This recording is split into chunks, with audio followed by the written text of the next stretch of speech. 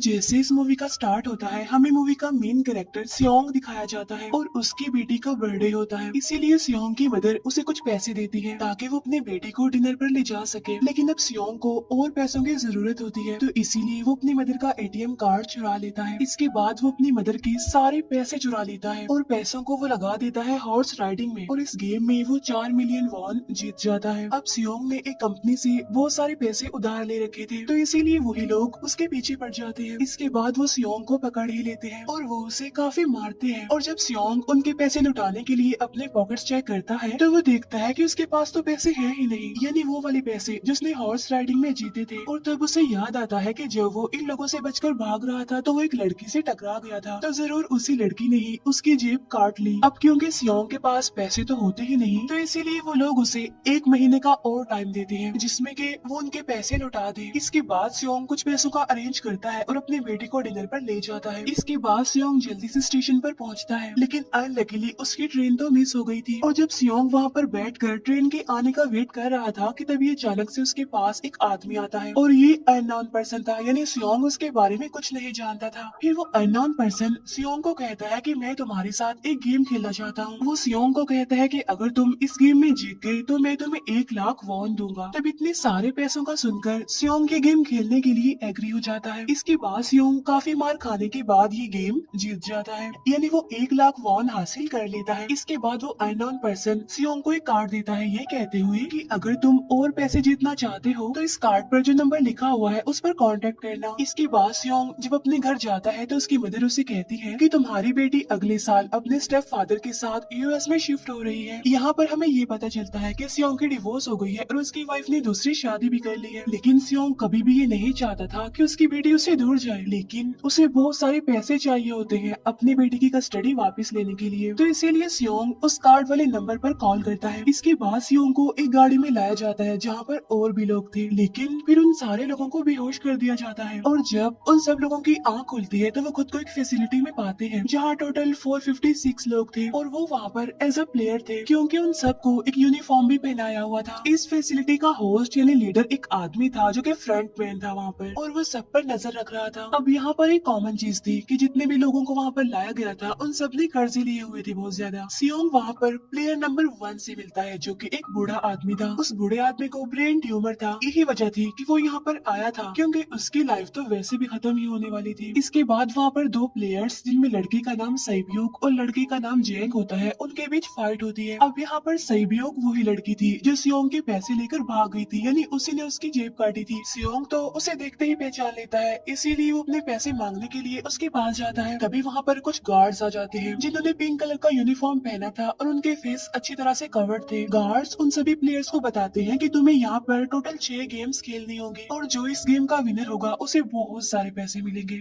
इसके बाद उन सबसे एक कॉन्ट्रैक्ट पर साइन करवाया जाता है और इस कॉन्ट्रैक्ट के 3 मेन रूल्स थे। पहला रूल ये कि कोई भी प्लेयर अपनी मर्जी से गेम को छोड़कर नहीं जा सकता। दूसरा रूल ये होता है कि जो भी प्लेयर खेलने से मना करेगा तो उस प्लेयर को एलिमिनेट कर दिया जाएगा, और उनके मुताबिक एलिमिनेट का मतलब क्या था ये तो हम आगे ही जानेंगे। गेम का तीसरा रूल ये था कि अगर मेजोरिटी इस गेम को खेलना नहीं चाहती तो वो इस गेम को छोड़कर जा सकते हैं। इसके बाद उन सबको गेम के लिए ले जाया जाता है। अब यहाँ पर सियोंग अपने क्लासमेट सैंगवो से भी मिलता है जो कि उसे बचपन से जानता था। सियोंग उसे वहाँ पर देखकर काफी हैरान होता है क्योंकि वो तो किसी बिजनेस के लिए आउट ऑफ कंट्री चला गया था। अब पहले गेम के लिए वहाँ पर एक काफी बड़ी डॉल थी और इस गेम का रूल काफी सिंपल था, और वो ये था कि डॉल जब भी गाना गाएगी उन सबको आगे बढ़ना है, और जैसे ही वो गाना गाना बंद करेगी तो उन सबको रुक जाना है और मूव नहीं करना है, और अगर कोई हिल गया तो उसे एलिमिनेट कर दिया जाएगा। अब स्टार्टिंग में तो ये सब कुछ उन्हें किसी प्रैंक की तरह लग रहा था, लेकिन जब एक लड़का हिल जाता है तो उसे शॉट करके मार दिया जाता है, और यही होता है एलिमिनेट का मतलब, यानी उन्हें मार दिया जाएगा। अब ये देखकर वो सारे लोग काफी घबरा जाते हैं और उन्हें पता चल चुका था कि वो खतरे में है, इसीलिए लोग डरते हुए पैनिक करते हुए इधर उधर भागने लगते हैं।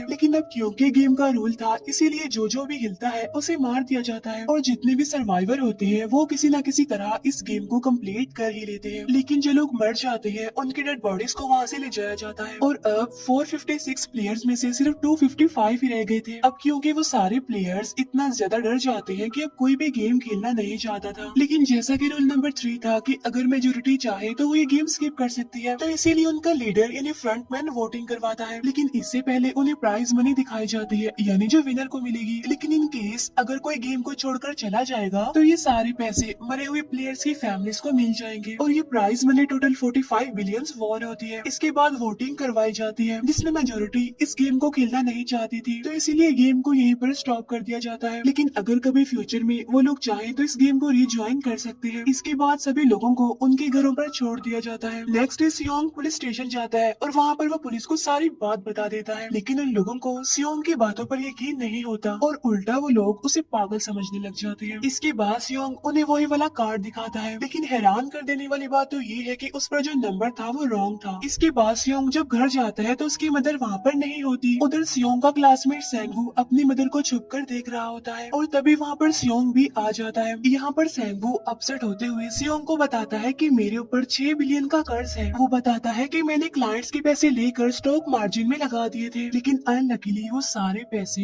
डूब गए। और तभी सियोंग के पास हॉस्पिटल से कॉल आती है। सियोंग की मदर का पाँव काफी इंजर्ड था, लेकिन डायबिटीज का ट्रीटमेंट न होने की वजह से उनकी चोट और ज्यादा बढ़ गई। तब डॉक्टर सियोंग को बताते हैं कि तुम्हारी मदर का ट्रीटमेंट हो सकता है, लेकिन इसके लिए हमें इनका पाँव काटना होगा। लेकिन इस ऑपरेशन में बहुत सारे पैसे लगने वाले थे। लेकिन जाहिर सी बात है सियोंग के पास इतने पैसे तो होते नहीं। इवन उसने तो अपनी मदर के इंश्योरेंस के पैसे भी उड़ा दिए थे। तब इसीलिए सियोंग पैसे मांगने के लिए अपनी वाइफ के पास जाता है, लेकिन उसकी वाइफ उसे पैसे देने से इनकार कर देती है। फिर उसकी वाइफ अपने हस्बैंड को बताती है कि सियोंग आया था पैसे मांगने के लिए, और तभी उसका हस्बैंड सियोंग को पैसे देने आता है। साथ साथ उसे ये भी कहता है कि मेरी फैमिली से दूर रहो। लेकिन सियोंग उसे मारने लगता है और तभी उसकी बेटी भी वहाँ पर आ जाती है। इसके बाद सियोंग का एक फ्रेंड अपने बॉस के पास पैसे मांगने जाता है, लेकिन उसका बॉस उसे पैसे देने से मना कर देता है। तो इसीलिए उन दोनों के बीच फाइट होने लगती है। इस फाइट के दौरान उसके बॉस का हाथ मशीन में आ जाता है। तो मौके का फायदा उठाकर सियोंग का फ्रेंड पैसे लेकर वहाँ से भाग जाता है। फिर इसके बाद सियोंग का फ्रेंड अपने घर आकर अपनी वाइफ को कहता है कि पहली फ्लाइट लो और जाओ यहाँ से। इसके बाद सईब्यूक एक एजेंट से मिलती है, क्योंकि उसने अपनी मदर को नॉर्थ एरिया से साउथ एरिया में लाना था। सईब्यूक वही लड़की जिसने सियोंग की जेब काटी थी, लेकिन यहाँ अपनी मदर को लाने के लिए सईब्यूक को बहुत सारे पैसों की जरूरत थी। अब सईब्यूक का एक छोटा भाई भी होता है, जिससे उसने प्रॉमिस किया होता है कि मैं मदर को जरूर ले आऊंगी। इसके बाद हमें एक ऑफिसर दिखाया जाता है और इस ऑफिसर का भाई कुछ टाइम से मिसिंग था, इसीलिए वो ऑफिसर अपने भाई के घर जाता है, जहाँ उसे पता चलता है कि उसका भाई तो पिछले कुछ दिनों से अपने घर पर भी नहीं आया। और जब वो ऑफिसर घर को चेक कर रहा होता है तो उसे एक कार्ड मिलता है वहाँ पर, और इस ऑफिसर ने सेम ऐसा ही कार्ड पुलिस स्टेशन में सियोंग के पास भी देखा था। तो इसीलिए वो ऑफिसर सियोंग के पास जाकर उससे इस बारे में पूछता है, लेकिन सियोंग उसे कुछ नहीं बताता। इसके बाद सियोंग जब अपने घर जाता है तो उसे वो कार्ड दोबारा मिल जाता है वहाँ पर। अब सियोंग डिसाइड करता है कि वो दोबारा से उस गेम को ज्वाइन करेगा, इसीलिए सभी प्लेयर्स को एक शिप के पास ले जाया जाता है। इधर ही वो ऑफिसर भी गाड़ियों का पीछा करते हुए उस शिप तक आ जाता है। वो एक गार्ड को मारकर उसे पानी में फेंक देता है। इसके बाद उन सभी प्लेयर्स को एक आइलैंड पर मौजूद फैसिलिटी में लाया जाता है। अब यहाँ पर उन्हें जरा भी अंदाजा नहीं था कि अगला गेम कौन सा होगा और उसे कैसे खेला जाएगा। इसके बाद वो लोग अपनी अलग अलग टीम्स बना लेते हैं। रात को सईब्यूक और उसकी फीमेल फ्रेंड वॉशरूम जाते हैं। यहाँ पर सईब्यूक गार्ड्स की नजरों से बचते हुए उस फैसिलिटी को एक्सप्लोर करने लगती है। तभी वो देखती है कि गार्ड्स बड़े बड़े बर्तनों में कुछ बना रहे हैं,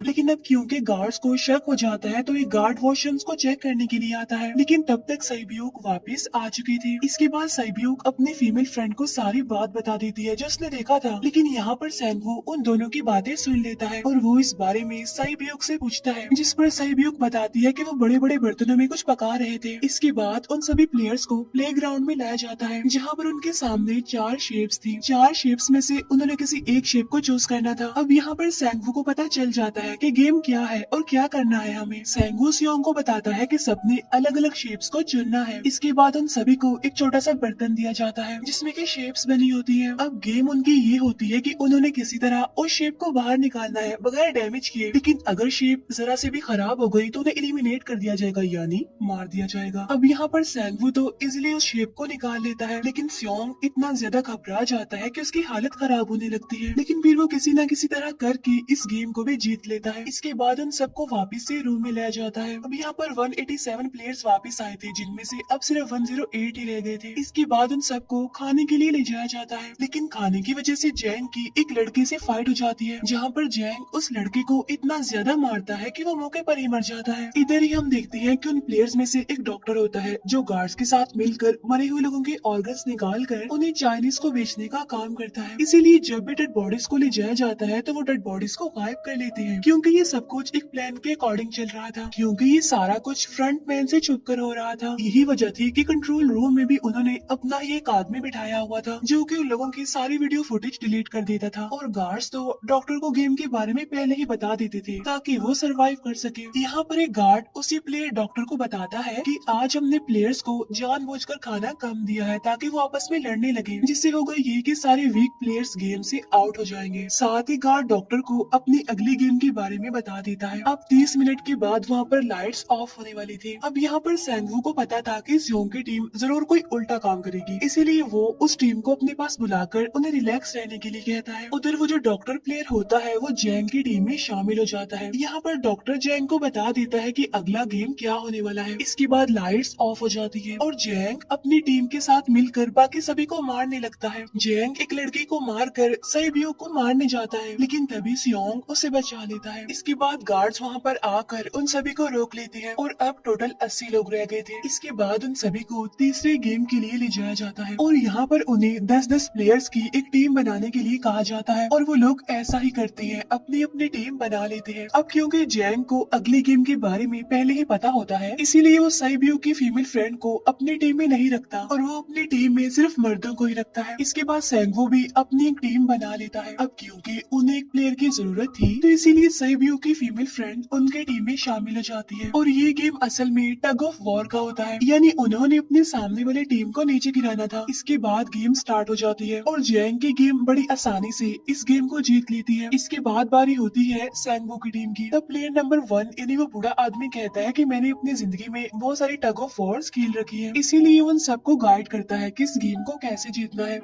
तो इसीलिए वो लोग किसी न किसी तरह करके इस गेम को जीत जाते हैं। फिर दिखाया जाता है कि 30 मिनट के बाद दोबारा से लाइट्स ऑफ हो जाएंगी, जिस पर सैंगवो उन सबको कहता है कि रेडी रहना। तो इसीलिए वो डिसाइड करते हैं कि एक एक करके हम पहरा देंगे। अब जैंग की टीम में एक से बढ़कर एक चालाक प्लेयर था, तो इसीलिए जैंग को डर होता है कि कहीं उसकी टीम उसे ही साइड पर न लगा दे, यानी उसे ही अपने रास्ते से न हटा दे।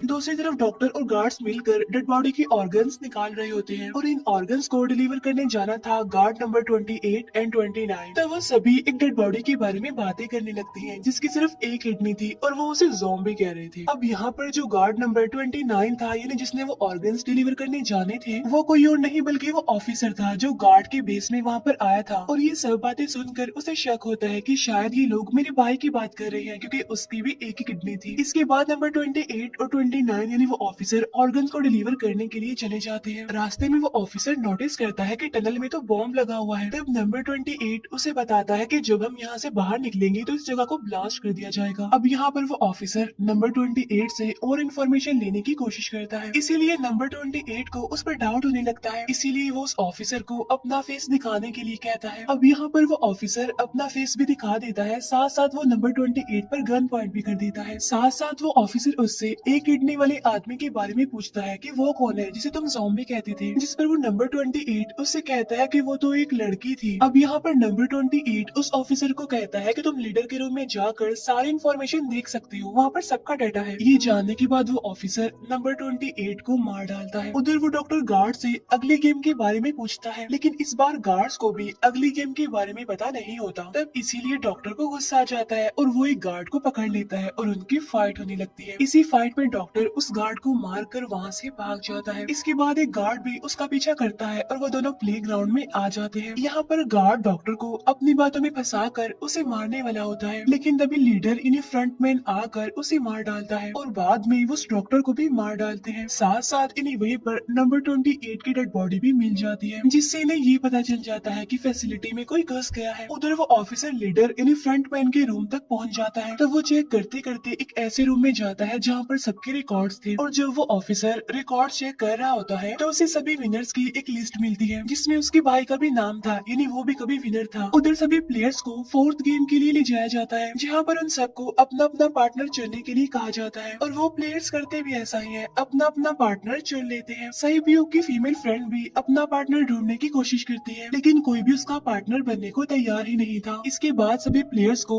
10-10 मार्बल्स दिए जाते हैं। असल में ये गेम ऐसी होती है कि एक प्लेयर को अपने पार्टनर से सारे मार्बल्स लेने होते हैं बगैर कोई जोर जबरदस्ती किए, और जो दूसरा पर्सन होगा यानी जिसके पास मार्बल्स नहीं होंगे उसे मार दिया जाएगा। फिर सैंगवू और सियोंग का फ्रेंड ऑड और इवन का गेम खेलते हैं जिसमें कि उन्होंने गेस करना था कि सामने वाले के हाथ में कितने मार्बल्स हैं। अब यहाँ पर सियोंग का फ्रेंड सैंगवू के सारे मार्बल्स जीत जाता है जिसकी वजह से लास्ट में सैंगवू के पास सिर्फ एक ही मार्बल बचता है। अब क्योंकि सैंगवू को पता चल चुका था कि अब वो बच नहीं पाएगा, इसीलिए वो सियोंग के फ्रेंड को अपनी बातों में फंसा कर उसे ये यकीन दिलाता है कि अगर हम में से कोई भी हार गया तो हारे हुए लोगों का मैच दोबारा करवाया जाएगा। अब यहाँ पर सैंगवू धोखे से सियोंग के फ्रेंड के सारे मार्बल्स चेंज कर देता है। इसके बाद सैंगवू मार्बल्स लेकर गार्ड को दे देता है और वहाँ से बाहर चला जाता है। और जब सियोंग का फ्रेंड मार्बल्स चेक करता है तो वहाँ पर पत्थर होते हैं। उधर प्लेयर नंबर 1 यानी उस बूढ़े आदमी की हालत खराब हो रही थी, इसीलिए वो तो इधर उधर घूम रहा था लेकिन सियोंग किसी तरह उसे खेलने के लिए एग्री कर लेता है। अब यहाँ पर वो दोनों यानी वो बूढ़ा आदमी और सियोंग भी इवन आउट खेलते हैं। अब इनमें से वो बूढ़ा आदमी सियोंग के सारे मार्बल्स जीत जाता है लेकिन लास्ट राउंड में वो बूढ़ा आदमी भूल जाता है कि उसने क्या चूज किया था। तो यहाँ पर सियोंग उसे बातों में फंसा कर उसके सारे मार्बल्स ले लेता है लेकिन यकीन मानिए कि वो बूढ़ा आदमी काफी चालाक था। उसने एक मार्बल अपने पास ही रखा हुआ था और वो दोबारा से इधर उधर घूमने लगता है। अब यहाँ पर सियोंग उसे रिक्वेस्ट करता है कि प्लीज मेरे साथ एक और गेम खेलो ना। तब यहाँ पर वो बूढ़ा आदमी कहता है कि मुझे पता है कि तुमने सारे मार्बल्स धोखे से लिए हैं मुझसे। वो कहता है कि मुझे सब पता था, बस मैं पागल बनने की एक्टिंग कर रहा था।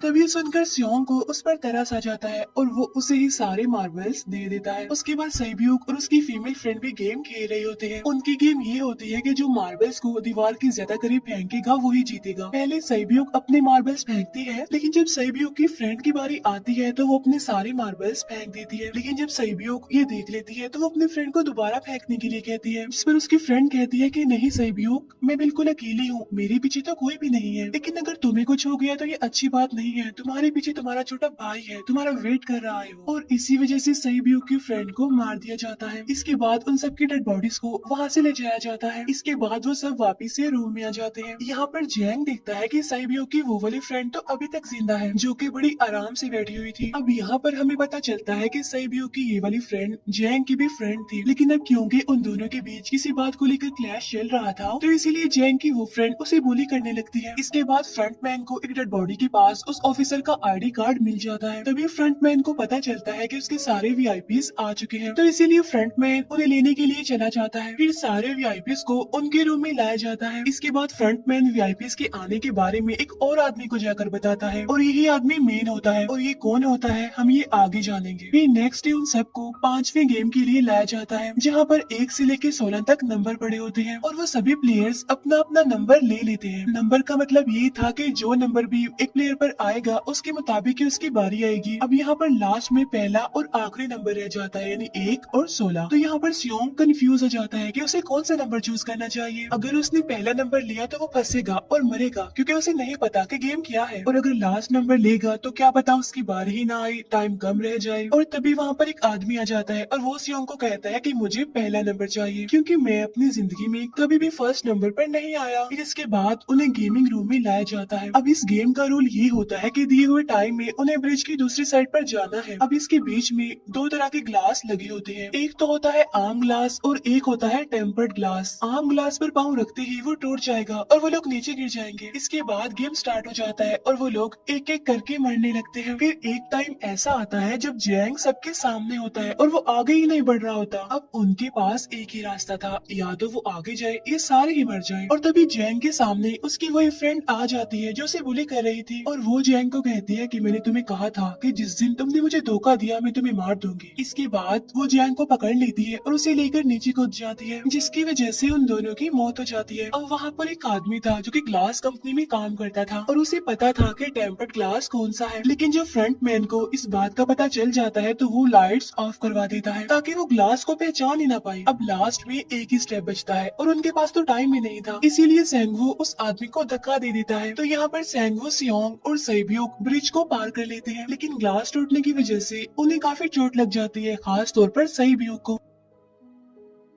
उधर उस ऑफिसर ने एक सर्वेंट को मारकर उसकी जगह खुद ले ली थी। अब एक वीआईपी को उस ऑफिसर पर शक होता है और वो उसे कहता है कि अपना मास्क रिमूव करो, लेकिन वो ऑफिसर कहता है कि ठीक है, लेकिन मैं अंदर जाकर अपना मास्क रिमूव करूंगा। इसके बाद वो ऑफिसर उस वीआईपी को लेकर अंदर चला जाता है। अंदर जाकर वो ऑफिसर उस वीआईपी को बेहोश कर देता है और इस बात का पता फ्रंट मैन को चल जाता है, इसीलिए फ्रंट मैन उसके पीछे जाता है और वो उस ऑफिसर को देख लेता है, इसीलिए वो ऑफिसर वहाँ से भागकर आइलैंड पर आ जाता है। फ्रंट मैन भी उसका पीछा करते हुए वहाँ पर आ जाता है। अब यहाँ पर वो ऑफिसर अपने सीनियर्स को कॉल करने की कोशिश करता है, लेकिन कॉल कट हो जाती है। फिर वो ऑफिसर उन्हें सारे सबूत भेजता है, लेकिन वहाँ पर नेटवर्क नहीं था। इसके बाद फ्रंट मैन ऑफिसर को पकड़ लेता है और उसे उनके साथ चलने के लिए कहता है, लेकिन वो ऑफिसर तो उस फ्रंट मैन पर गोली चला देता है। इसके बाद फ्रंट मैन अपना मास्क उतार देता है, तो वो ऑफिसर देखता है कि वहाँ पर कोई और नहीं बल्कि उसका अपना भाई है वो। इसके बाद ऑफिसर का भाई यानी फ्रंट मैन उसे शूट कर देता है और वो जाकर पानी में गिरता है। उधर ग्लास लगने की वजह से सैब्यूक काफी इंजर्ड हो गई थी और उसका बहुत सारा खून भी बह रहा होता है। इसके बाद इन सर्वाइवर्स को डिनर के लिए ले जाया जाता है और उनके पास एक एक नाइफ भी रख दिया जाता है, मतलब रात में उन तीनों में से कोई भी एक दूसरे को मार देगा। तभी सियोंग नोटिस करता है कि सैब्यूक की हालत काफी खराब है, इसीलिए वो सैब्यूक को कहता है कि फिक्र मत करो, हम दोनों साथ हैं और इस गेम में हम दोनों मिलकर सेंगवू को हरा देंगे। इसके बाद हम दोनों यहाँ से बाहर निकल जाएंगे और पैसों को आधा आधा डिवाइड कर लेंगे। सैब्यूक उसे बताती है कि मेरा एक छोटा भाई है जिसे मैं ऑर्फनेज में छोड़कर आई हूँ और अगर हम दोनों में से कोई भी जिंदा बचकर बाहर जाएगा तो उसे उन दोनों की फैमिलीज का ख्याल रखना होगा। अब सैब्यूक की हालत काफी खराब थी, उसे डॉक्टर की जरूरत थी, इसीलिए सियोंग कोई मदद लाने के लिए जाता है, लेकिन जब तक वो वापस आता है तब तक सेंगवू सैब्यूक को मार चुका था। फिर नेक्स्ट डे उन दोनों को गेम नंबर 6 यानी लास्ट गेम के लिए ले जाया जाता है। गेम का रूल बड़ा ही सिंपल था कि मार दो या मर जाओ और इस गेम का नाम होता है स्क्विड गेम। इसके बाद गेम स्टार्ट हो जाती है और उन दोनों के बीच काफी फाइट होती है, लेकिन लास्ट में सेंगवू की हालत खराब होने लगती है। तभी सियोंग कहता है कि मैं इस गेम को रोकना चाहता हूँ और तभी सियोंग सेंगवू को उसके साथ चलने के लिए कहता है, लेकिन सेंगवू तो अपने आप को ही मार डालता है, जिसकी वजह से सियोंग गेम जीत जाता है। फिर फ्रंट मैन सियोंग को कहता है कि तुम बहुत अच्छा खेले, लेकिन मुझे इसकी उम्मीद नहीं थी। इसके बाद सियोंग को उसके घर पर छोड़ दिया जाता है और उसके पास एक एटीएम कार्ड भी था और जब सियोंग उस एटीएम कार्ड को जाकर चेक करता है तो वो दिखता है कि सारे पैसे उसके अकाउंट में भेज दिए जाते हैं। इसके बाद सियोंग अपने घर जाता है, लेकिन तब तक उसकी मदर की डेथ हो जाती है। इसके बाद हमें 1 साल बाद का सीन दिखाया जाता है जहाँ पर हम देखते हैं कि सियोंग की हालत काफी खराब हो गई है, यानी वो काफी नशा करने लग गया है और उसने अब तक उन पैसों को हाथ तक नहीं लगाया। एक दिन एक फूल बेचने वाली औरत सियोंग के पास आती है और वो उसे सेम वैसा ही कार्ड देती है जिसमें एक एड्रेस लिखा हुआ था और फिर सियोंग उस एड्रेस पर जाता है जहाँ पर उसे पता चलता है कि ये सारा किया धरा किसी और का नहीं बल्कि उस बूढ़े का है, प्लेयर नंबर 1 का, और वो अभी भी जिंदा है। यहाँ पर वो बूढ़ा आदमी सियोंग को बताता है कि मैं अपनी लाइफ से बोर हो चुका था और ये सारी गेम मैंने अपने क्लाइंट्स के साथ मिलकर बनाई ताकि मैं लोगों को मरता हुआ देखकर एंजॉय कर सकूं, लेकिन हाँ, हमने किसी को मजबूर नहीं किया था ऐसा करने के लिए और मैंने गेम में इसीलिए पार्टिसिपेट किया क्योंकि गेम देखने से ज्यादा उसे खेलने में मजा आता है। वो कहता है जो पैसे तुम्हारे पास है वो मेरे ही है और ये कहते ही उस बूढ़े आदमी की मौत हो जाती है। इसके बाद सियोंग सैब्यूक के छोटे भाई के पास जाता है और उसे लेकर वो जाता है सेंगवू की मदर के पास और वो सेंगवू की मदर को कहता है कि इस बच्चे का ख्याल रखना, साथ साथ वो उसे एक बैग भी देता है जिसमें बहुत सारे पैसे होते हैं। इसके बाद सियोंग स्टेशन पर जाता है जहाँ पर उसे वही अननोन पर्सन मिलता है जो कि उसे मूवी के स्टार्ट में भी मिला था। यहाँ पर सियोंग उसका पीछा भी करता है, लेकिन तब तक वो भाग चुका था। फिर सियोंग उस कार्ड वाले नंबर पर कॉल करता है और वो पूछता है कि तुम लोग कौन हो और लोगों के साथ ऐसा क्यों कर रहे हो, क्यों खेल रहे हो लोगों की जिंदगी से। लेकिन आगे से उसे रिस्पॉन्स आता है कि सियोंग अगर तुमने जिंदा बचना है तो प्लेन में चढ़ जाओ और इसी के साथ ये मूवी यहीं पर एंड हो जाती है। Thank you for watching.